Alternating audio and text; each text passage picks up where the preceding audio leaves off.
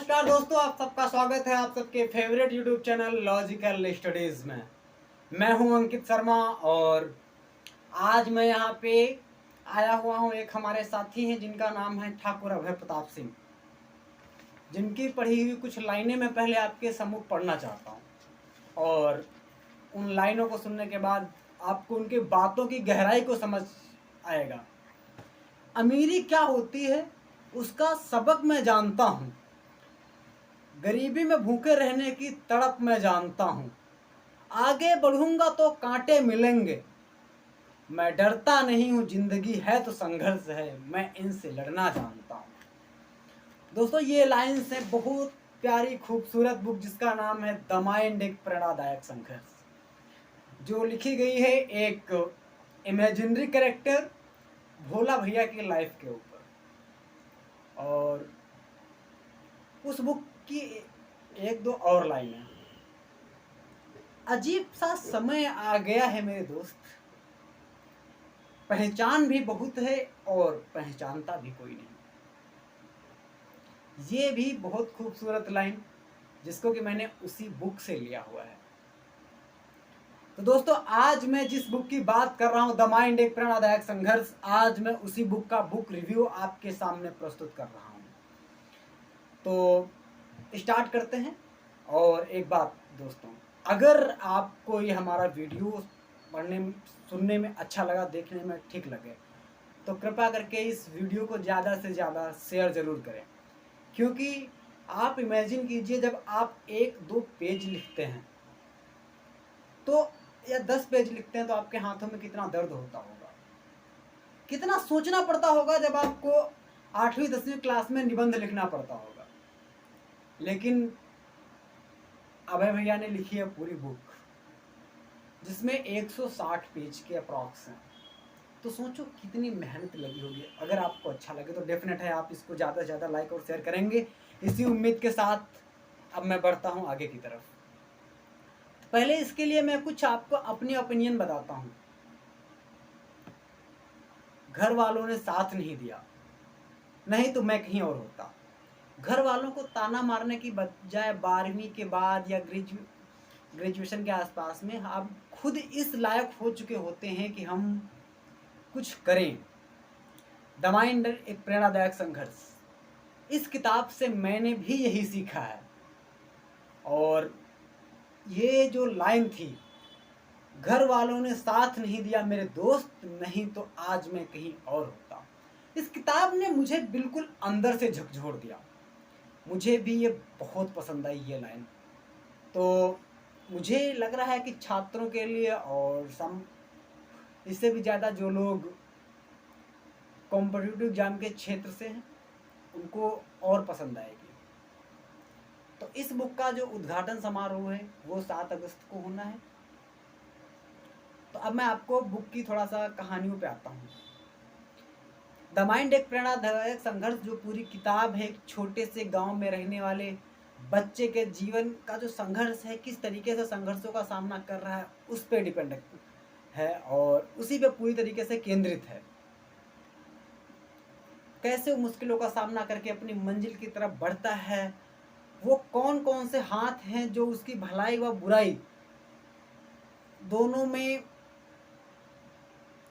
उसके ऊपर रहे हैं। चाहे उसने अगर उसके साथ कुछ बुरा हुआ है तो भी कुछ हाथ, पर्टिकुलर हाथ जो उसके साथ रहे, या फिर उसके साथ कुछ अच्छा हुआ तो भी कुछ गिने हुए हाथ उसके साथ रहे।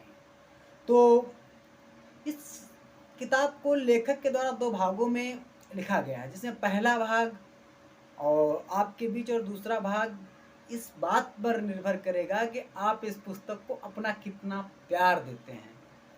अगर आपका प्यार अच्छा रहा, आपका सहयोग रहा, तो डेफिनेट है कि हमारे जो लेखक महोदय हैं ठाकुर अभय प्रताप सिंह, वो इसका दूसरा पार्ट भी जल्दी ही आप लोगों के सम्मुख रखेंगे। उस पुस्तक का जो मुख्य पात्र है भोला भैया, ये एक इमेजिनरी कैरेक्टर है, लेकिन सच है कि ये किसी एक व्यक्ति विशेष के जीवन पर केंद्रित पुस्तक है। शायद जब इस किताब का पार्ट 2 आएगा तो इस बात और इस रहस्य से पर्दा उठ जाएगा, और शायद इस रहस्य से पर्दा उठाने वाला भी मैं ही होऊंगा जो आपके सम्मुख इस जो दूसरा पार्ट आएगा उसका भी रिव्यू लेके आऊँगा। वो लड़का भोला भैया किस तरीके से भूखा रहकर रात दिन जग कर पढ़ाई करता है। जब पढ़ाई करने में समस्याएं आने लगती हैं तो कैसे वो अपनी पढ़ाई के लिए एक दुकान को चलाता है, कैसे अपनी पढ़ाई के लिए वो नौकरी करके अपनी पढ़ाई पूरी करता है और दर दर की ठोकरें खा करके वो आईएएस बनने के सपने के लिए दिन रात मेहनत करता है। कैसे वो अपने आप को आगे बढ़ाकर अपने छोटे भाई, जिसका कि इमेजिनरी कैरेक्टर छोटू और उसका मित्र जो गीतेश की मदद से अपना दाखिला दिल्ली के बड़े एक कोचिंग एकेडमी में लेता है और दिल्ली तक का सफ़र तय करता है। इस तरीके से इस किताब को प्रकाशित करवाने का जो मुख्य कारण था वो ये था कि जो लड़के इस बात से दुखी हो जाते हैं कि उनके पास पैसे नहीं हैं या फिर कुछ और समस्याएं हैं, वो पढ़ाई ने किस तरीके से भोला भैया ने इसमें यह दिखाया गया है कि एक सिक्योरिटी गार्ड की जॉब की, सिक्योरिटी गार्ड की नौकरी भी उनको एक अप्रोच से मिली है। इन चीज़ों को इस किताब में बहुत बारीकी से दिखाया गया है, किस तरीके से उनको लोग ताने मारते रहे पढ़ाई के दौरान कि आप एक गरीब आदमी हैं, आप ये नहीं कर सकते, फिर भी भोला भैया ने वो कर दिखाया। इस किताब में एक बच्चे का एक गांव से लेकर शहर तक की दर्दनाक सफ़र को दिखाया गया है, जो कि उसके लिए देखा जाए तो बिल्कुल असंभव सा था, फिर भी वो हिम्मत ना हार कर आगे तक का सफ़र तय करता है और किन किन परिस्थितियों में वो मेहनत करता है, बिना डरे कैसे सारी मुसीबतों का सामना करता है। इस किताब में उस लड़के के पूरे संघर्षों की कहानी है। ये किताब हूबहू दिखाती है कि किस तरीके से एक छोटे से गांव का रहने वाला लड़का भी कुछ कर सकता है। अगर मैं इस किताब के कुछ डायलॉग्स की बात करूं तो आज मैं हूबहू किताब से उसके डायलॉग्स को कॉपी करके आपको सुना रहा हूं। आज छोटू घर के बाहर मासूम सा मुंह बनाकर उदास बैठा था। अभी उसकी इतनी उम्र भी नहीं थी कि वो अच्छा बुरा सोच सके। तभी एक आवाज आती है, का है छोटुआ, काहे उदास बैठे हो? छोटू, कुछ नहीं चाचा, बस ऐसे ही। चाचा कुछ तो? छोटू, नहीं चाचा कुछ नहीं। चाचा, का हुआ, घर में कुछ आवा नहीं है का आज? छोटू, नहीं। चाचा, काहे?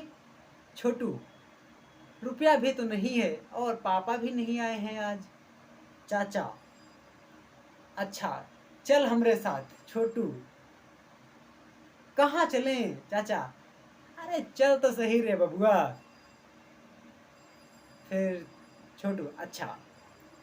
फिर छोटू उनके साथ चल देता है और वो एक झिल्ली में कुछ लाई गट्टे और कुछ मिठाई भर के उसे पकड़ा देते हैं। ये बात अभी भोला भैया को नहीं पता थी, पर ये जरूर पता था कि जब उनको ये बात पता चलेगी तो वो सब एकदम से टूट जाएंगे। आज भोला भैया अपने मामा के यहाँ से वापस साइकिल पर बैठकर आ गए हैं। उनके चचेरे मामा उनको आगे बैठाकर घर तक पहुंचा दिए और जैसे ही भोला भैया को उस दिन की दास्तां पता चली तो वो बिल्कुल टूट गए। उनको दुख इस बात का नहीं था कि घर पर दिवाली वाले दिन भी कुछ नहीं आया। दरअसल दुख इस बात का था कि वो मामा के यहाँ बहुत मजे कर रहे थे और उनका छोटू यहाँ एक एक दाने के लिए तरस रहा था।